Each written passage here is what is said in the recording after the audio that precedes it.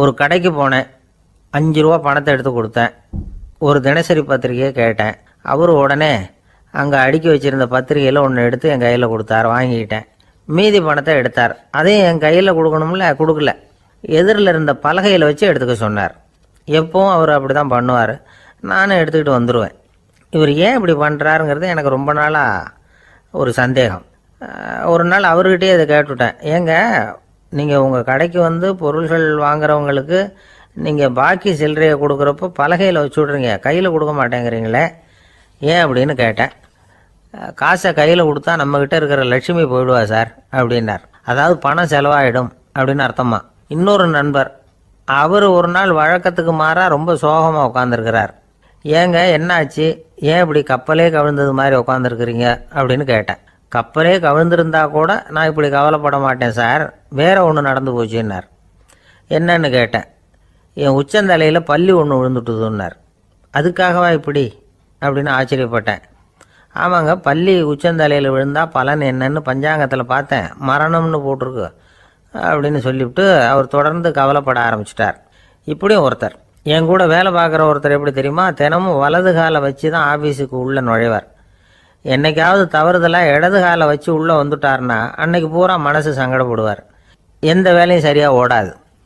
Carrom board ஆடுற ஒருத்தர் எப்போ ஆட உட்காந்தாலும் ஸ்ட்ரைக்கரை கை தவறி கீழே விழுற மாதிரி பண்ணி அதுக்கப்புறம் அதை எடுத்துக்கிட்டு ஆட உட்காருவார். ஏன்னா எப்போவோ ஒரு தடவை நிஜமாகவே அது வந்து கை தவறி கீழே விழுந்திருக்குது. அன்னைக்கு பிரமாதமாக ஜெயிச்சுட்டார். உடனே ஒரு முடிவுக்கு வந்துட்டார், கை தவறுனா லாபம் அப்படின்னு. அதுக்கப்புறம் அதையே பழக்கமாக்கிக்கிட்டார். பூனை குறுக்க போனால் சகனம் சரியில்லைன்னு நினைக்கிறவங்க உண்டு. ஆனால் ஒருத்தர் எப்படி தெரியுமா, அவர் வெளியில் கிளம்புற சமயம் பக்கத்து வீட்டு ரேடியோவில் மியாவ் மியாவ் பூனை குட்டின்னு பாட்டு சத்தம் கேட்டால் கூட போதும், சகனம் சரியில்லைன்னு பிரயாணத்தை கேன்சல் பண்ணிவிடுவார். இப்போ இவ்வளவும் எதுக்கு சொல்கிறோம்னா, அளவுக்கு மீறின சகுன நம்பிக்கைகள் இருக்குது பாருங்கள், இதோட பயமும் சேர்ந்துக்கிட்டதுன்னு வச்சுக்கோங்க, இது ஒருத்தருடைய மனநிலையை பாதிச்சிடும். இது வந்து உளவியல் நிபுணர்கள் சொல்கிற கருத்து. வாழ்க்கையே தடுமாற வச்சிரும். பாதுகாப்பு இல்லாத உணர்வு, ஒரு விதமான டிப்ரெஷன் மனநிலை, இதெல்லாம் தான் இதுக்கு காரணமாக அமையலாம். சில பேர் காய்கறி நறுக்க கத்தியை கையில் எடுத்தால் கூட நேரம் சரியாக இருக்கா அப்படின்னு பார்த்துட்டு தான் வேலையை ஆரம்பிக்கிறது வழக்கம். அறிவு தான் மனசுக்கு வாத்தியாராக இருக்கணும், அப்போ தான் வாழ்க்கை வந்து நிம்மதியாக இருக்கும். அறிவு வந்து மனசு சொல்கிறபடியெல்லாம் கேட்க ஆரம்பிச்சுட்டுதுன்னா இடைஞ்சல் தான். ஒருத்தருக்கு 7ஆம் நம்பர் தான் ராசியான நம்பரான். 7ஆம் தேதி தான் எந்த காரியத்தையும் ஆரம்பிப்பாராம். 7 எழுத்து வர்றது மாதிரி பேரை மாற்றி வச்சுக்கிட்டார். 7 மணிக்கு தான் தினமும் எழுந்திருப்பார். 7ஆம் நம்பர் வீட்டில் தான் குடியிருக்கார். கல்யாணம் கூட 7ஆம் தேதி தான் பண்ணிக்கிட்டார். அவர் ஒரு நாள் குதிரை பந்தயத்துக்கு போனாராம். குதிரையோட பேரையெல்லாம் பார்த்தார். ஒரு குதிரையோட பேர் 7 எழுத்தில் அமைஞ்சிருந்தது. 7 தானே இவருக்கு அதிர்ஷ்ட நம்பர். அதனால் உடனே அது பேரில் பணத்தை கட்டினார். பந்தயம் நடந்தது. என்ன சார் ஆச்சுன்னு கேட்டாங்க. நான் பணம் கட்டின அந்த என்னோட குதிரை 7ஆவதாக வந்து சேர்ந்தது சார் அப்படின்னாராம் சோகமாக. காசி மாநகரத்தை பிரம்மதத்தன் அப்படிங்கிற ராஜா ஆட்சி பண்ணிட்டு வந்தார். அவர் ஒவ்வொரு வருஷமும் ஒரு திருவிழா நடத்துறது வழக்கம். எல்லா தேசத்திலிருந்தும் எல்லா வகையான ஜனங்களும் அதில் வந்து கலந்துக்குவாங்க. ஒரு சமயம் அது மாதிரி விழா நடந்துக்கிட்டு இருந்தது. வைகுண்டத்திலிருந்து தேவலோகத்திலிருந்து நிறைய தேவகுமாரர்கள்லாம் காசி நகருக்கு அப்போது வந்திருந்தாங்க. அதில் முக்கியமாக ஒரு 4 தேவகுமாரர்கள். அந்த 4 பேரையும் சுற்றி ஏகப்பட்ட கூட்டம். அப்படி என்ன விசேஷம் அவங்கக்கிட்ட அப்படின்னா, மற்றவங்களை விட அவங்க முகம் அழகாக இருந்ததா அப்படி பார்த்தா அப்படியும் இல்லை. அவங்க அணிஞ்சிருந்த மலர் மாலைகள் தான் அதுக்கு காரணமாக. அந்த மலர்கள்லேருந்து அப்படி ஒரு அபூர்வமான நறுமணம். இதுக்கு முன்னாடி இப்படி ஒரு நறுமணத்தை அந்த ஊர் ஜனங்க அனுபவிச்சதே இல்லை. அதுதான் அந்த 4 பேரையும் சுற்றி கூட்டம். எல்லாரும் கேள்வி கேட்க ஆரம்பித்தாங்க. உடனே அந்த 4 தேவகுமாரர்களும் எல்லாருக்கும் தெரியும்படியாக வானத்தில் எழும்பி கொஞ்சம் உயரமாக நின்றுக்கிட்டாங்க. கீழே நின்றுக்கிட்டு இருந்த அரசன்லேருந்து ஆண்டி வரைக்கும் ஒருத்தர் பாக்கி இல்லாமல் ஒரே குரலில் எல்லாரும் அவங்கள பார்த்து, எங்களுக்கும் இது மாதிரி மாலையை போட்டுக்கணும்னு ஆசையாக இருக்குது, அதுக்கு நீங்கள் தான் அருள் பண்ணணும் அப்படின்னு கேட்டுக்கிட்டாங்க. மாலை போட்டுக்கிறதுனா எல்லாருக்கும் ஆசையாக தானே இருக்கும். அந்த 4 தேவகுமாரர்களில் ஒருத்தர் புத்தர் பிரான். அவர் சொன்னார், பூலோகவாசிகளே, நான் சொல்கிறத கொஞ்சம் பொறுமையாக கேளுங்க. கக்காரு அப்படிங்கிற கற்பக விருஷத்தின் மலர்களால் தொடுக்கப்பட்டது இந்த மாலை. இதுக்கு நிறைய சக்தி உண்டு. எந்த காலமும் இது வாடாது, வாசனையும் குறையாது. ஆனால் இதை அணிந்து கொள்றதுக்கு சில தகுதிகள் தேவை அப்படின்னார். என்ன தகுதி அது சொல்லுங்களேன் அப்படின்னு ஏக காலத்தில் எல்லாரும் சத்தம் போட்டாங்க. தீய இயல்புகள் உள்ளவங்க, இழிந்த சிந்தனை, இழிந்த செயல் உள்ளவங்க இந்த மாலையை அணிய முடியாது அப்படின்னார். அவ்வளோதான். கூட்டத்தில் சத்தம் போட்டவங்கள்லாம் மெதுவாக அப்படி அடங்க ஆரம்பிச்சிட்டாங்க. இன்னொரு தேவகுமாரன் சொன்னார், அடுத்தவங்க பொருளை அபகரிக்காதவன், அடுத்தவங்களுக்கு கெடுதல் பண்ணக்கூடிய பொய் பேசாதவன், பேராசையினால் கெட்ட வழியில் பொருள் ஈட்ட நினைக்காதவன் இந்த மாலையை போட்டுக்கலாம் அப்படின்னார். கூட்டத்திலிருந்து யாரும் முன்னுக்கு வரல. ஒரே ஒரு ராஜகுரு மட்டும் கொஞ்சம் முன்னாடி வந்தார். பெரியவர், படித்தவர் அவர். எனக்கு தகுதி இருக்குது அந்த மாலையை போட்டுக்கிறதுக்கு அப்படின்னார். வேற ஒன்றும் இல்லை, பொய் சொல்லியாவது அந்த மாலையை வாங்கிக்குவோமே அப்படின்னு முடிவு பண்ணிட்டார் அவர். அவ்வளோதான், மாலையை வாங்கிட்டார். அடுத்த தேவகுமாரன் பேசினார். யாருக்கு திடமான அறிவும் மனமும் இருக்குதோ, யாருக்கு நல்ல காரியங்களில் அசையாத ஈடுபாடு இருக்குதோ, நல்ல அரிய பொருள்களை தனியாக தான் மட்டும் அனுபவிக்க விரும்பாதவர் யாரோ அவர் முன்னாடி வந்து இந்த மாலையை வாங்கிக்கலாம் அப்படின்னார். அந்த தகுதியும் எனக்கு இருக்குன்னார் ராஜகுரு. மாலையை வாங்கி போட்டுக்கிட்டார். இன்னொரு ராஜகுமாரன் பேச ஆரம்பித்தார். அறநெறியில் செல்வம் சேர்க்கணும், ஆடம்பர பொருள்களுக்கு அடிமையாகக்கூடாது, வெற்றி அடைஞ்சாலும் கருவம் வரக்கூடாது, அப்படிப்பட்டவங்க இந்த மாலையை போட்டுக்கலாம்னார். துணிஞ்சு பொய் சொல்லி அதையும் வாங்கி கழுத்தில் போட்டுக்கிட்டார் இந்த ராஜகுரு. இன்னொரு ராஜகுமாரன் சொன்னார், சான்றோர்களை நிந்திக்காதவங்க, புறம் பேசாதவங்க இந்த மாலையை போட்டுக்கலாம்னார். அதையும் வாங்கி போட்டுக்கிட்டார். திருவிழா முடிஞ்சுது, எல்லாரும் திரும்பி போயிட்டாங்க. மறுநாள் ராஜகுரு 4 மாலைகளையும் போட்டுக்கிட்டு ராஜசபைக்கு வரார். வந்தவர் ரொம்ப அவஸ்தையோடு வர்றார். மாலையெல்லாம் வாடி போயிட்டுது, வாசனை எதுவும் கிடையாது. அது மட்டும் இல்லை, அவருக்கு கடுமையான தலைவலி வேற வந்துட்டுது. துடிச்சு போயிட்டார். மாலையை கழட்டவும் முடியல.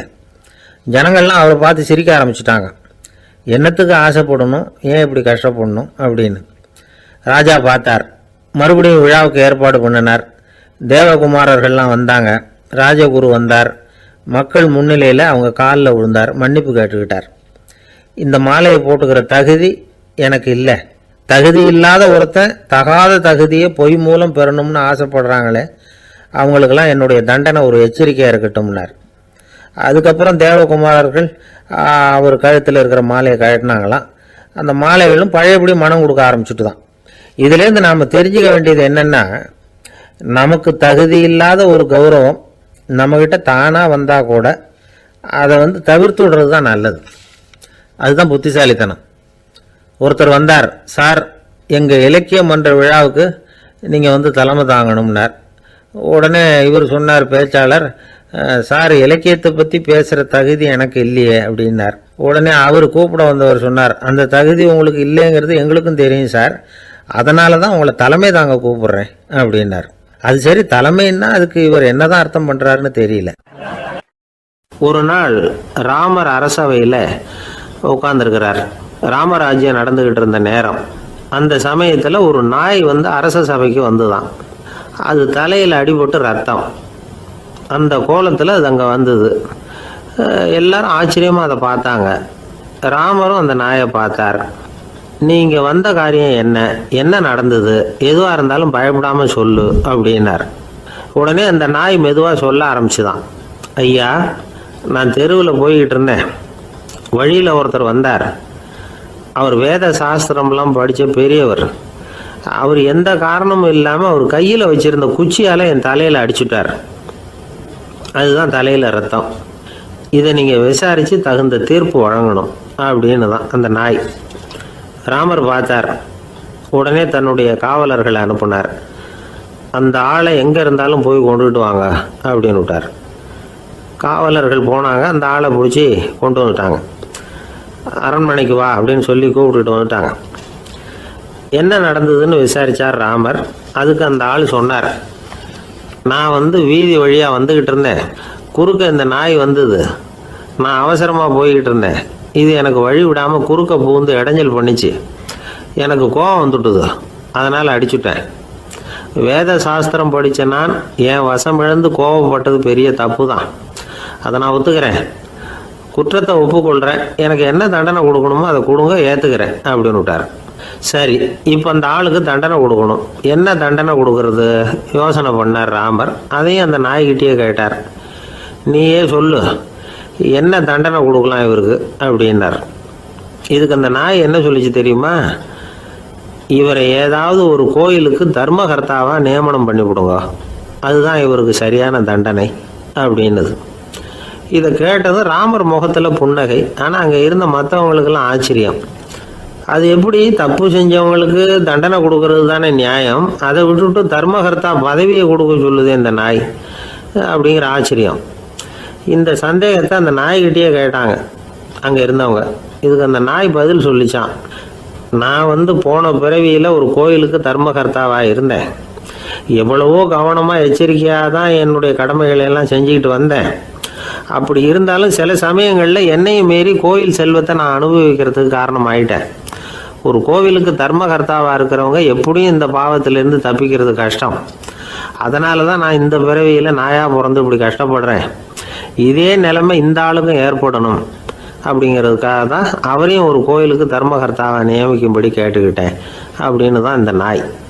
இதிலேருந்து என்ன தெரியுது, எந்த பதவியில் நாம் இருந்தாலும் நமக்கு தெரியாமல் கூட அதை தவறாக உபயோகப்படுத்தக்கூடாதுங்கிறத இதிலேருந்து புரிஞ்சுக்கணும். இல்லைன்னா அடுத்த பிறவியில் நாயாக பிறந்து எங்கேயாவது போய் வாழை ஆட்டிட்டு நிற்க வேண்டியது தான். கோவில் வாசலில் 2 நாய் பேசிக்கிட்டு இருந்துதான், போன ஜென்மத்தில் நான் மனுஷனாக தான் இருந்தேன். ஒரு கோவில் பூசாரி பேச்சை கேட்டுவிட்டு அவரோட கூட்டு சேர்ந்துக்கிட்டு ஆண்டவன் போட்டிருந்த நகையெல்லாம் அபகரித்து என்கிட்ட கொடுத்தாரு அவர். நான் எடுத்துகிட்டு வந்துட்டேன். திருடினது அந்த ஆள் தான், எடுத்துகிட்டு வந்தது தான் நான். இருந்தாலும் நான் மட்டும் நாயாக பிறந்துட்டேன். இப்போ மட்டும் அந்த பூசாரி என்கிட்ட மாட்டினா கடித்து குதறி விடுவேன் அப்படின்னு தான். அவசரப்பட்டு அப்படி செஞ்சுடாதே, பதிலுக்கு அவரும் உன்னை திருப்பி கடித்தாலும் கடிச்சிருவார். ஏன்னா அவரும் இப்போ ஒரு நாயாக தான் பிறந்திருக்கிறார் அப்படின்னு தான். இன்னொன்று, அது எப்படி உனக்கு தெரியும்னு தான். இது நான் தானே அது அப்படின்னு தான் அந்த நாய். ஒரு அம்மா தெருவில் உட்காந்து என்னத்தையோ தேடிட்டு இருக்கிறாங்க. அந்த அம்மா ஒரு சுஃபி ஞானி. அவங்க பேர் என்னன்னா ரபியா அல் அடாவியா. அந்த அம்மாவுக்கு கண் கூட தெளிவாக தெரியாது. அந்த பக்கமாக வந்த சில பேர் இவங்களுக்கு உதவி செய்கிறதுக்காக வந்தாங்க. என்ன தேடிட்டு இருக்கிறீங்க அப்படின்னு கேட்டாங்க. இதுக்கு அந்த அம்மா, அந்த கேள்வி அவ்வளோ முக்கியத்துவம் இல்லை, நான் தேடிகிட்டு இருக்கிறேன், உங்களால் முடிஞ்சால் எனக்கு உதவி பண்ணலாம் அப்படின்னாங்களாம். உதவி செய்ய வந்தவங்களுக்கு ஆச்சரியம். எதை தேடுறோங்கிறது தெரியாமல் இப்படி ஏன் நேரத்தை செலவழிக்கிறீங்க, நாங்கள் எப்படி உங்களுக்கு உதவ முடியும், எங்களுக்கு ஒன்றும் புரியலையே அப்படின்ட்டுருக்காங்க. சரி, உங்களை திருப்தி பண்ணுறதுக்காக சொல்கிறேன், ஒரு குண்டூசி தொலைஞ்சி போச்சு, அதை தேடுறேன் அப்படின்னாங்களாம் அந்த அம்மா. அதுக்கப்புறம் இவங்களும் சேர்ந்து தேட ஆரம்பிச்சிட்டாங்க. கொஞ்ச நேரம் ஆச்சு, ஒன்றும் கிடைக்கல. உதவி செய்ய வந்தவங்களும் அழுத்து போட்டாங்க. அப்புறம் கேட்டாங்க, பாருங்கம்மா, இது ரொம்பவும் பெரிய தெரு, அகலமான தெரு, அதனால் குறிப்பாக நீங்கள் எந்த இடத்துல அந்த குண்டூசியை தொலைச்சிங்க அதை சொல்ல முடியுமான்னாங்களாம். இதுக்கு அந்த அம்மா, நீங்கள் மறுபடியும் அர்த்தமில்லாத கேள்வியை கேட்குறீங்க, உங்கள் கேள்விக்கும் நான் தேடுறதுக்கும் என்ன சம்மந்தம்னாங்களாம். இதை கேட்டதும் அவங்க ஒரு மாதிரி ஆயிட்டாங்க. என்னம்மா நீங்கள் பைத்தியம் மாதிரி பேசுகிறீங்க அப்படின்னாங்களாம். சரி, உங்களை மறுபடியும் திருப்திப்படுத்துறதுக்காக சொல்கிறேன், அதை நான் எங்கள் வீட்டில் தொலைச்சுட்டேன் அப்படின்னாங்களாம். அப்புறம் எதுக்காக இங்கே தேடிட்டு இருக்கிறீங்க அப்படின்னு கேட்டிருக்காங்க. ஏன்னா இங்கே தான் வெளிச்சம் அதிகமாக இருக்குது, அங்கே வீட்டுக்குள்ளே இருட்டாக இருக்குது, அதனால் இங்கே தேடுறேன், வெளிச்சம் உள்ள இடத்துல தானே தேட முடியும் அப்படின்னாங்களாம் அந்த ஞானி. இந்த கதைக்கு என்ன அர்த்தங்கிறத பெரியவங்க சொல்கிறாங்க. அதாவது இந்த தேடுதல்ங்கிறது ஒரு வியாதி. அது நம்ம சதா அலைய வைக்கும், பைத்தியமாக மாற்றுறதுக்கு முயற்சி பண்ணோம். ஒரு காலம் அது நிறைவு அடையவே அடையாது. வாழ்வுங்கிறது ஒரு புரிந்து கொள்ள முடியாத சதா இயங்கி கொண்டிருக்கிற ஒரு செயல். அதுக்கு ஆரம்பமும் இல்லை, முடிவும் கிடையாது. எதையோ தேடணும் அப்படிங்கிற உந்துதல் நமக்குள்ளே இருக்கும், ஆனால் குறிப்பாக எதை தேடிட்டு இருக்கிறோம் அப்படிங்கிறது புரியாது. அப்படி ஏதாவது ஒன்றை தேடி அடைஞ்சிடுறோம்னு வச்சுக்கோங்க, உடனே ஒரு அதிருப்தி வந்துடும். அதனால் வாழ்க்கைங்கிறது சலிப்பு நிறைந்தது அப்படிங்கிற எண்ணத்தை உண்டாக்கிக்கிறோம். ஒன்று அடைஞ்சதுக்கு அப்புறம் இன்னொன்று தேட ஆரம்பிச்சிருவோம்.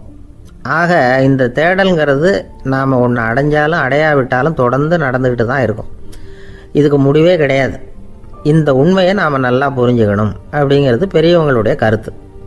ஏழையும் தேடுறான், பணக்காரனும் தேடுறான், நோயாளியும் தேடுறான், நோய் இல்லாதவனும் தேடுறான், அதிகாரம் உள்ளவனும் தேடுறான், அதிகாரம் இல்லாதவனும் தேடுறான், முட்டாளும் தேடுறான், அறிவாளியும் தேடுறான். ஆனால் யாரும் இதை தான் தேடி சாதிக்க போகிறோம், இதுதான் முடிவு அப்படின்னு திட்டவட்டமாக சொன்னதில்லை. ஒன்று அடைஞ்சதும் இன்னொன்று தேட ஆரம்பிச்சிடுறாங்க, அவ்வளோதான். அதாவது உங்களின் தேடுபவர் உங்கள் உள்ளே தான் இருக்கிறார், அவரை தேடி கண்டுபிடியுங்கள். இதுதான் ஞானிகள் நமக்கு சொல்லுகிற ஒரு ஆலோசனை. நம்மால் ஒருத்தன் ஜெயிலில் இருந்தான். இன்னொரு கைதி அவனை பார்த்து கேட்டான், ஏன்பா உன்னை பார்க்குறதுக்கு வெளியிலேருந்து யாருமே இங்கே வர்றது இல்லையே, உனக்கு சொந்தக்காரங்களே கிடையாதா அப்படின்னு கேட்டானா. ஏன் இல்லை, எனக்கு சொந்தக்காரங்க நிறைய பேர் உண்டு, அவங்க என்னை பார்க்க வராததுக்கு காரணம் வேற அப்படின்ட்டுருக்கான் இவன். என்ன காரணம்னு கேட்டான் அவன். அதுக்கு இவன் சொன்னானா, அதுக்கு என்ன காரணம்னா அவங்க எல்லாரும் இங்கே உள்ளேயே இருக்கிறாங்க அப்படின்னானா. ஒரு தெருவில் சில சிறுவர்கள் விளையாடிக்கிட்டு இருந்தாங்க. ஏதோ ஒரு உயரமான கல்லை நடுத்தெருவில் வச்சு அதை சுற்றி சுற்றி ஓடி வந்துக்கிட்டு இருக்கிறாங்க. அது என்ன விளையாட்டோ அவங்களுக்கு தான் தெரியும். கொஞ்ச நேரம் அப்படி விளையாடிக்கிட்டு இருந்தவங்க விளையாடி முடிச்சதும் அந்த கல்லை நடுத்தெருவில் அப்படியே விட்டுட்டு அவங்கவுங்க வீட்டுக்கு ஓடி போட்டாங்க. அதுக்கப்புறம் அந்த வழியாக 2 பெண்கள் பேசிக்கிட்டே வந்தாங்க. பேச்சு சுவாரஸ்யத்தில் நடுத்தெருவில் இருந்த அந்த கல்லை கவனிக்கலை. காலில் இடிச்சுட்டுது, லேசாக ரத்தம் வந்துட்டுது, வலி தாங்கலை. காலில் இடிச்சுக்கிட்ட பொண்ணு திட்ட ஆரம்பிச்சுட்டுது. வர வர ஊர் உலகம் ரொம்ப கெட்டு போச்சு, யாருக்கும் பொறுப்பே கிடையாது பாரு, இப்படி நடுத்தெருவில் பொறுப்பு இல்லாமல் இப்படி கல்லை போட்டு வச்சுருக்குறாங்களே, இது நியாயமா அப்படின்னு சொல்லி இந்த சமூகத்தை கடுமையாக விமர்சனம் பண்ணிக்கிட்டு அவங்க போயிட்டாங்க. கொஞ்ச நேரம் கழித்து ஒரு வாலிபன் அந்த வழியாக வந்தான். அந்த கல்லை பார்த்தான், நின்னான். ஒரு நிமிஷம் யோசனை பண்ணான், என்ன பண்ணலாம்னு பார்த்தான். தன்னுடைய வீரத்தையும் பலத்தையும் காட்டணும்னு நினச்சான். பின்னாடி போனான். அப்புறம் வேகமாக ஓடி வந்து ஒரு சின்ன ஹை ஜம்ப் அப்படியே துள்ளி குதிச்சான். துள்ளி குதித்து தாண்டி அந்த பக்கமாக போய் விழுந்தான். அப்படியே விசில் அடிச்சுக்கிட்டு அவன் பாட்டுக்கு நடந்து போகிறான். அடுத்தபடியாக ஒரு காதல் ஜோடி அந்த வழியாக வந்தது. நடுத்தெருவில் கல் கண்ணில் பட்டது. அவங்க 2 பேரும் ரொம்ப நெருக்கமாக சேர்ந்து வந்துக்கிட்டு இருக்கிறாங்க. நடுவில் கல் இருக்கிறதுனால கொஞ்ச நேரம் 2 பேரும் விலகி மறுபடியும் இந்த பக்கம் வந்து சேர்ந்து போகணும். கொஞ்ச நேரம் நாம் பிரிய வேண்டி இருக்குதே அப்படின்னு வருத்தத்தோட முணுமுணுத்துக்கிட்டே இந்த பக்கம் வந்தாங்க. அதுக்கப்புறம் வழக்கம் போல் சேர்ந்து அவங்க பாட்டுக்கு எதிர்காலத்தை பற்றி கற்பனை பண்ணிக்கிட்டே போயிட்டாங்க. கடைசியாக அந்த வழியாக பார்வை இல்லாத ஒருத்தர் வந்துக்கிட்டு இருக்கார். அவர் கையில் வழக்கமாக வச்சிருக்கிற அந்த ஊன்றுகோல், கையில் இருக்கிற அந்த ஊன்றுகோலால் தனக்கு முன்னாடி அப்படியும் அப்படியே தட்டிக்கிட்டு பார்த்துக்கிட்டே அவர் மெதுவாக நடந்து வந்துக்கிட்டு இருக்கிறார். வழியில் இருக்கிற அந்த கல் தட்டுப்பட்டுது. உடனே நடுத்தெருவில் ஒரு கல் இருக்குங்கிறத அவர் புரிஞ்சுக்கிட்டார். உடனே குனிஞ்சார். அந்த கல்லை தடவி பார்த்து எடுத்தார். தெரு ஓரமாக கொண்டுட்டு போய் போட்டார். அதுக்கப்புறம் அவர் பாட்டுக்கு அவர் வழியில் நடந்து போனார். இப்போது இதில் பல பேர் வந்தாங்க போனாங்க. இவங்களில் பார்வை உள்ளவங்க யார், பார்வை இல்லாதவங்க யார்? இப்படி ஒரு கேள்வி கேட்டால் என்ன பதில் சொல்ல முடியும்? கொஞ்சம் யோசிச்சு பார்த்தா இன்னைக்கு பல பேர் இப்படி தான் இருந்துகிட்டு இருக்கிறோம். ஒரு ஆள் பார்க்கறதுக்கு பெரிய மனுஷன் மாதிரி இருக்கார். ஒரு தெரு வழியாக நடந்து வந்துக்கிட்டு இருந்தார். இருட்டு நேரம். வழியில் ஒரு பெரிய கல் கிடந்தது, கருங்கல். பார்த்தார். கொஞ்ச நேரம் யோசிச்சார். போய் தூக்கி பார்த்தா ரொம்ப கனமாக இருந்தது. இன்னொரு ஆள் சேர்ந்தாதான் தூக்க முடியும். இவர் உடனே ரோட்டோரமாக போய் ஒரு மரத்தடியில் உட்காந்துக்கிட்டார். 2 பக்கமும் பார்த்துக்கிட்டே இருக்கார், யாராவது வர்றாங்களான்னு. கொஞ்ச நேரத்தில் ஒருத்தர் வந்தார். இவருக்கு தெரிஞ்சவர். என்னங்க இந்த நேரத்தில் இங்கே உட்காந்துருக்குறீங்கன்னு கேட்டார் அவர். அதோ அந்த கருங்கல் அப்படின்னு சுட்டி காட்டினார். ஓ, அதை தூக்கி ஓரமாக போடணுமா? வாங்க 2 பேரும் தூக்கலான்னார் வந்தவர். நான் அதுக்காக உட்காந்துருக்கலன்னார் இவர். பின்ன வேற எதுக்காகன்னார் அவர். ஒரு மனுஷன் கருங்கல்லில் காலை இடிச்சுக்கிட்டான்னா எப்படி துள்ளுவான்னு பார்க்கணுங்கிறது எனக்கு ரொம்ப நாளாக ஒரு ஆசை, அதுக்காக தான் உட்காந்துருக்கிறேன் அப்படின்னாராம். கங்கை கரை தோட்டம் பக்கத்தில் ஒரு ஆசிரமம். அங்கே ஒரு பெரியவர் தங்கி இருக்கிறார். அவர் தான் ராமகிருஷ்ண பரமஹம்சர். அந்த ஆசிரமம் இருந்த இடம் கரக்பூர். வங்காளத்தில் பொதுவாக எல்லாரும் மீன் சாப்பிட்றது உண்டு. கங்கையில் குளிச்சுட்டு கையில் ஒரு மீனோடு வர்றது வழக்கம். இவர் இருக்கிற இடத்துக்கு கங்கையில் படகு வழியாக வரணும். அப்படி தான் எல்லோரும் வருவாங்க. வர்றவங்கள ஒன்று கூட்டி ஆன்மீக விஷயங்களை பற்றி பேசிக்கிட்டு இருப்பார். ஒவ்வொரு நாள் ஒவ்வொருத்தர் நகரத்துக்கு போகணும். வரும்பொழுது மீன் கொண்டுக்கிட்டு வரணும். அதுக்கு ஒரு அட்டவணையே உண்டு ஆசிரமத்தில். அது பிரகாரம் ஒரு நாள் சுவாமி யோகானந்தர் படகில் போனார். படகை செலுத்தினவங்க ராமகிருஷ்ணரையும் சுவாமி யோகானந்தரையும் மற்றவங்களையும் பித்தர்கள் அப்படின்னு சொல்லி ஏளனமாக பேசினாங்க. அவங்க என்ன பைத்தியம் பிடிச்சவங்க அப்படிங்கிறது மாதிரி. சுவாமி யோகானந்தருக்கு ரொம்ப மென்மையான இதயம். இவங்க இப்படி கண்ணாபின்னான்னு பேசுகிறத பார்த்தா மீனை வாங்கிட்டு திரும்புகிறப்போ என்ன நடக்குமோ அப்படிங்கிற பயம் வேறு வந்துட்டுது அவருக்கு. அவ்வளவு மென்மையானவர். இதை தெரிஞ்சுக்கிட்ட ராமகிருஷ்ணர், யோகானந்தா இங்கே வா அப்படின்னு கூப்பிட்டார். இவர் கண்ணீரை தொடச்சிக்கிட்டே கிட்ட போனார். சொன்னார், ஐயா, படகு ஓட்டுறவங்க உங்களை பற்றி மோசமாக பேசுகிறாங்க. என்ன திட்டினா பரவாயில்ல, ஆனால் உங்களை அவங்க திட்டுறாங்க, அதை என்னால் தாங்கிக்க முடியல அப்படின்னார். இதை கேட்டதும் ராமகிருஷ்ணருக்கு கோபம் வந்துட்டு தான். என்னது, உன்னுடைய குருவை பற்றி அவங்க மோசமாக பேசும்பொழுது நீ சும்மா இருந்தியா? வெளியில் போ அப்படின்னு விட்டார். குரு நிந்தனை செய்கிறப்போ அதை கேட்டுக்கிட்டு சும்மா இருக்கலாமா? குரு நிந்தனையை கேட்டால் பாவம் இல்லையா? என்னை தூற்றும் போது அவங்க பாவம் செய்கிறாங்க, அதை கேட்டுக்கிட்டு நீ சும்மா இருந்தால் நீயும் பாவம் செய்கிற அப்படின்னாராம். அடுத்த நாள் சுவாமி நிரஞ்சனானந்தர் போக வேண்டிய நாள். இவர் படகுல போகும்பொழுதும் அதே மாதிரி நடந்துதான். அவங்க மோசமாக பேச ஆரம்பித்தாங்க, திட்ட ஆரம்பித்தாங்க. அப்படி கேலி பண்ண ஒருத்தனை இவர் என்ன பண்ணார், பலார்னு கன்னத்தில் அரைஞ்சிட்டார். இன்னொருத்தனை கங்கையில் தூக்கி எறியறதுக்கும் தயாராகிட்டார். அதுக்கப்புறம் அவங்க யாரும் வாயை திறக்கலை. மீன் வாங்கிட்டு வர்றப்பவும் படகுல ஒரே அமைதி, அவ்வளவு பயம் அவங்களுக்கு. ராமகிருஷ்ணர் கூப்பிட்டு விசாரித்தார் என்ன நடந்ததுன்னு.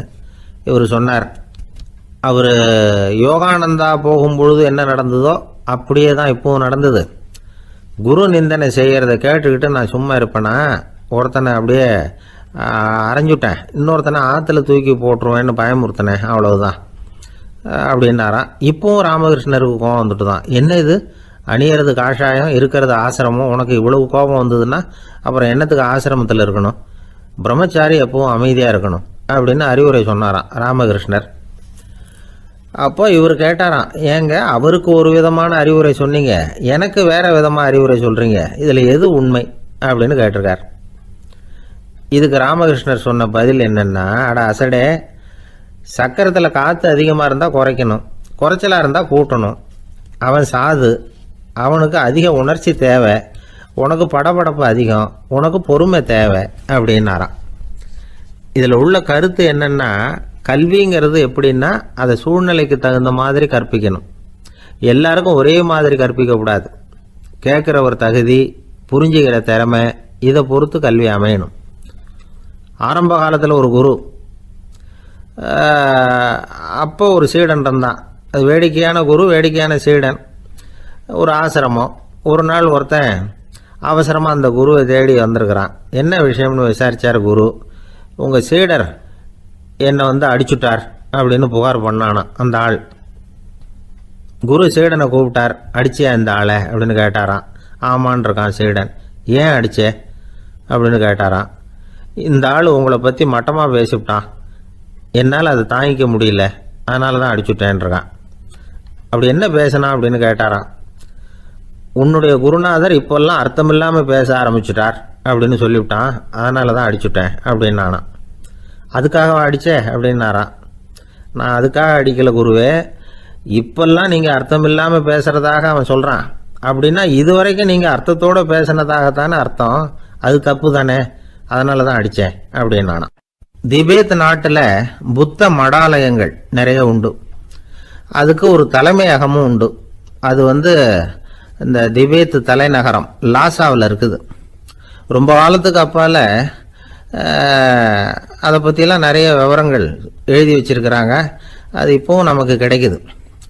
அதாவது ரொம்ப தூரத்துக்கு அந்தாண்ட மலைகளுக்கு நடுவில் ஒரு கிளை மடாலயம். அந்த மடத்தின் தலைவருக்கு வயசாயிட்டு தான், அதனால் தலைமை பொறுப்பை வேற ஒருத்தர்கிட்ட ஒப்படைக்கலாம் அப்படின்னு முடிவு பண்ணாராம். உடனே ஒரு லாமாவை கூப்பிட்டார். அவர் மூலமாக தலைமை மடாலயத்துக்கு செய்தி அனுப்புனார், பொருத்தமான வாரிசு ஒருத்தரை அனுப்பி வைக்கும்படியாக. அந்த வாலிப லாமா புறப்பட்டார். காடு மேடெல்லாம் நடந்து போறார். ரொம்ப நாள் கழிச்சு தலைமை பீடத்தை அடைஞ்சார். தலைமை குரு கிட்ட விவரத்தை சொன்னார். தகுதியான ஒருத்தரை அனுப்பி வச்சா அழைச்சிட்டு போறேன் அப்படின்னார். சரி, நாளைக்கு காலையில் நீங்கள் அவங்க எல்லாரையும் அழைச்சிட்டு போகலாம்னார் அவர். அவங்க எல்லாரையுமா? அங்கே தேவைப்படுறது ஒருத்தர் தானே அப்படின்னார் இவர். ஆமான்னார். அப்புறம் ஏன் எல்லாரையும் அழைச்சிட்டு போக சொல்கிறீங்கன்னார். அது இப்போ உனக்கு புரியாது. நான் ஒரு 100 பிக்குகளை அனுப்புகிறேன், அதாவது பிட்சுகளை. அவ்வளவு பேரையும் அங்கே வச்சு சமாளிக்க முடியாது அப்படின்னார் இவர். இருந்தாலும் இப்போ அந்த தலைமை குரு என்ன சொன்னார்னா, அதை பற்றி கவலைப்படாத, நான் 100 பேரை அனுப்புகிறேன், அதில் 99 பேர் வழியிலேயே காணாமல் போடுவாங்க, ஒருத்தன் மட்டும்தான் வருவான், அவனும் அங்கே வந்து சேர்ந்துட்டானா நீ ரொம்ப கொடுத்து வச்சவன் அப்படின்னார். இவருக்கு ஒன்றும் புரியல. இருந்தாலும் மறுநாள் அந்த வாலிபல் 100 பேரை அழைச்சிக்கிட்டு புறப்பட்டார். போகிற வழியிலேயே பல பேர் அங்கங்கே பிச்சுக்கிட்டு போயிட்டாங்க. அவர் சொன்னது மாதிரியே வழியில் அவங்க ஊர்கள் இருந்தது தான் காரணம். அப்பா அம்மாவை பார்த்துட்டு வரேன் அப்படின்னு கொஞ்சம் பேர் போனாங்க. சொந்த பந்தத்தை பார்த்துட்டு வரேன் அப்படின்னு கொஞ்சம் பேர். ஒரு வாரம் ஆச்சு. இப்போ மிஞ்சினது 10 பேர் தான். வழியில் ஒரு நகரம். அங்கே சில பிட்சுக்கள் வந்து சந்திச்சாங்க. எங்கள் மடத்து தலைவர் இறந்துட்டார், உங்களில் யாராவது ஒருத்தர் எங்களுக்கு தலைவராக முடியுமா அப்படின்னு கேட்டாங்க. 10 பேரும் தயார். அதில் ஒருத்தரை அழைச்சிட்டு அவங்க போயிட்டாங்க. இன்னொரு ஊரில் சில பேர் வந்தாங்க, வழி மறிச்சாங்க. நில்லுங்க, எங்கள் மன்னர் மகளுக்கு திருமணம், அதை நடத்தி வைக்க 3 லாமாக்கள் தேவை அப்படின்னாங்க. இப்படி கொஞ்சம் கொஞ்சமாக எல்லாரும் காலி. கடைசியில் 2 பேரும் மிஞ்சினாங்க. அங்கே ஒரு இளம்பெண் எதிரில் வந்தா. எங்கள் அப்பா வேட்டைக்கு போயிருக்கிறாரு, இன்னும் திரும்பி வரல, வீட்டில் வேற யாரும் இல்லை, தனியாக இருக்க பயமாக இருக்குது, யாராவது ஒருத்தர் எனக்கு துணையாக இருக்கணும் அப்படின்னு கேட்டுக்கிட்டா. எங்கள் 2 பேரில் நீயே ஒருத்தரை தேர்ந்தெடுத்துக்கோ, இல்லைன்னா எங்களுக்குள்ள சண்டை வந்துடும் அப்படின்னாங்க. இப்போ மிஞ்சினவர் ஒருத்தர். அவருக்கும் ஒரு சோதனை வந்தது. ஒரு தர்க்கவாதி எதிரில் வந்தான். உன்னோட வாதம் பண்ணணும்னா. இவனோட வாதம் பண்ணுறேன், அது முடிய ரொம்ப காலம் ஆகலாம், தர்க்கத்தில் நான் ஜெயிச்சா அங்கே வரேன், இல்லைன்னா இவருடைய சீடனை ஆயிடுவேன் அப்படின்னார் அவர். கடைசியாக அழைக்க வந்த வாலிபலாமா மட்டும் வெறும் கையோடு திரும்பி போனார். அங்கே இருந்த வயசான மடாதிபதி கேட்டார், எத்தனை பேர் அங்கேருந்து புறப்பட்டீங்கன்னார். என்னையும் சேர்த்து 101ன்னார் அவர். நல்லது, நீயாவது திரும்பி வந்திய, அதுதான் எனக்கு போதும், ஏன்னா நீ தான் எனக்கு உண்மையான வாரிசு, அந்த 100 பேரில் யாரும் வரமாட்டாங்க அப்படின்னார் அவர். ஏன்னா அவருக்கு தெரியும் இவர் ஒருத்தர் தான் திரும்பி வருவாருங்கிறது. திபேத்தில் ஒரு பழங்கால பழமொழி உண்டாம், 100 பேர் செல்லலாம், எப்பொழுதாவது ஒருவன் அபூர்வமாக அடைய வேண்டிய இடத்தை அடைவான். இதுதான் அந்த பழமொழி. ஒரு உன்னதமான இலக்கை அடையணும்னா அது அவ்வளவு சுலபமான காரியம் இல்லை. இந்த காலத்து மடாலயம் ஒன்று, அதில் ஒரு தலைவர், அவருக்கு வயசாயிட்டுது, தனக்கு ஒரு வாரிசை நியமிக்கணும் அப்படின்னு ஆசைப்பட்டார். ரொம்ப கஷ்டப்பட்டு ஒருத்தரை பிடிச்சார், தனக்கு வாரிசா நியமிச்சுட்டு அவர் சமாதி ஆயிட்டார். புதுசாக பொறுப்பேற்றுக்கிட்டவர் அப்படியே உட்காந்துருந்தார். அவரை தேடிட்டு பத்திரிகை நிருபர்கள்லாம் வந்தாங்க, கேட்டாங்க. அவர் உங்கள் பொறுப்பில் வந்து அவர் பெரியவர் விட்டுட்டு போன இது எவ்வளவு சுமாராக தேரும், எவ்வளவு விட்டுட்டு போனார் அப்படின்னு கேட்டிருக்கிறாங்க. அது என்ன ஒரு 50 லட்சம் இருக்கும் அப்படின்னாராம். அவ்வளவும் பணமா அப்படின்னு கேட்டிருக்காங்க. இல்லைங்க, கடன் அப்படின்னாராம் இவர். ஒருத்தர் சிகரெட்டும் கையுமா வந்தார். சார், இந்த புகைப்பிடிக்கிற பழக்கத்தை நிறுத்தி போடணும்னு தான் பார்க்குற, முடியலன்னார். புகைப்பிடிக்கிறத நிறுத்துறது ரொம்ப சுலபம் சார் அப்படின்னார் இன்னொருத்தர். எப்படி சொல்கிறீங்கன்னு கேட்டார் அவர். நான் கூட ஏற்கனவே 10 தடவை அந்த பழக்கத்தை நிறுத்தி இருக்கிறேன் சார் அப்படின்னார் இவர்.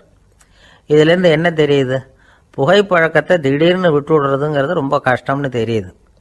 இருந்தாலும் இது சம்பந்தமான ஆராய்ச்சி, அனுபவம், இது ரெண்டையும் அடிப்படையாக வச்சு சில வழிமுறைகளை சொல்கிறாங்க. அதாவது புகைப்பிடிக்கிறத நிறுத்துறதுக்கு 10 வழிகள் உண்டு அப்படின்னு சொல்கிறாங்க. அது என்னங்கிறத தெரிஞ்சுக்கிட்டா உபயோகப்படுதான்னு பார்க்கலாமே. முதல் கருத்து என்னன்னா, கொஞ்ச நாளைக்கு புகைப்பிடிக்கிற நண்பர்களை விட்டு விலகி இருக்கணும். இதனால் புகைப்பிடிக்கிற ஆசை குறையும், அந்த பழக்கத்தை மறுபடியும் ஆரம்பிக்கப்படாதுங்கிற எண்ணம் உறுதிப்படும். ரெண்டாவது கருத்து, புகைப்பிடிக்கிறதை எதிர்த்து தீவிரமாக பிரச்சாரம் செய்ய ஆரம்பிச்சிடணும். அது அடுத்தவங்களுக்கும் உபயோகப்படும், உங்களுக்கும் உபயோகப்படும்.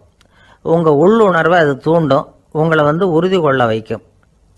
மூன்றாவது கருத்து என்னன்னா, தினமும் 2 தடவை குளிக்கணும். எப்படி தெரியுமா? முதல்ல வெது வெதுப்பான தண்ணீர், அப்புறம் குளிர்ந்த தண்ணீர், இப்படி மாறி மாறி குளிக்கணுமா. நாலாவது கருத்து, உடற்பயிற்சிகள் செய்யணும். மூச்சு வாங்குற மாதிரியான பயிற்சிகள் ரொம்ப நல்லதான். பிராணாயாமம் அப்படிங்கிற மூச்சு பயிற்சி ரொம்ப நல்லதுங்கிறாங்க. அப்புறம் 5வது கருத்து, சாப்பாடு மிதமாக இருக்கணும், சீராக இருக்கணும். பச்சை காய்கறிகள், பழங்கள் சாப்பாட்டில் சேர்த்துக்கலாம். அடிக்கடி கொஞ்சம் கொஞ்சமாக சாப்பிட்டு ரத்தத்தில் சர்க்கரையின் அளவை பராமரிக்கணும். இது நரம்புகளை அமைதிப்படுத்தும். 6வது கருத்து என்னன்னா, ரொம்ப நேரம் பசியோடு இருக்கக்கூடாது. புகைப்பிடிக்கிறத நிறுத்த முயற்சி செய்யும் பொழுது எடை குறைப்பு நடவடிக்கைகளை மேற்கொள்ளக்கூடாது. 7வது கருத்து, காப்பி, தேநீர், மதுபானம், அப்புறம் போதைப் பொருள்கள் கலந்த உணவுகள் இதெல்லாம் வேணாம். புகைப்பிடிக்கிறத அதெல்லாம் ஊக்கப்படுத்தும். கடுகு, மிளகு, அப்புறம் காரமான பொருள்களை தவிர்க்கணும். உப்பு அளவை குறைக்கணும். தினமும் 10 கோவலை தண்ணீராவது குடிக்கணும். வெறும் தண்ணி புகைப்பிடிக்கிற ஆவலை தணிக்குதான். 8வது கருத்து, கையில் சிகரெட்டு புகையில ஏதாவது இருந்தால் உடனே தூக்கி எறிஞ்சிருங்க. அது கையில் இருக்கிற வரைக்கும் புகைப்பிடிக்கிற ஆசை வந்துக்கிட்டே இருக்கும். 9வது கருத்து என்னன்னா, இறை நம்பிக்கை உள்ளவங்க புகைப்பிடிக்கிற எண்ணம் வர்றப்போவெல்லாம் பிரார்த்தனை செய்ய ஆரம்பிச்சுடலாம். 10வது கருத்து, உங்களுக்கு ரொம்பவும் வேண்டியவங்க யாரோ அவங்கக்கிட்ட எல்லாம் நீங்கள் புகைப்பிடிக்கிறத நிறுத்தி விட்டதா சொல்லிவிடுங்க. இந்த 10 வழிகளையும் கடைபிடிக்க ஆரம்பிச்சுட்டா புகைப்பிடிக்கும் பழக்கத்தை நிறுத்தி விடலாம் அப்படின்னு சொல்கிறாங்க அனுபவப்பட்டவங்க. முயற்சி பண்ணி பார்க்கலாம். ஒரு முக்கியமான இடத்துல நின்றுக்கிட்டு இருந்தார் ஒருத்தர்.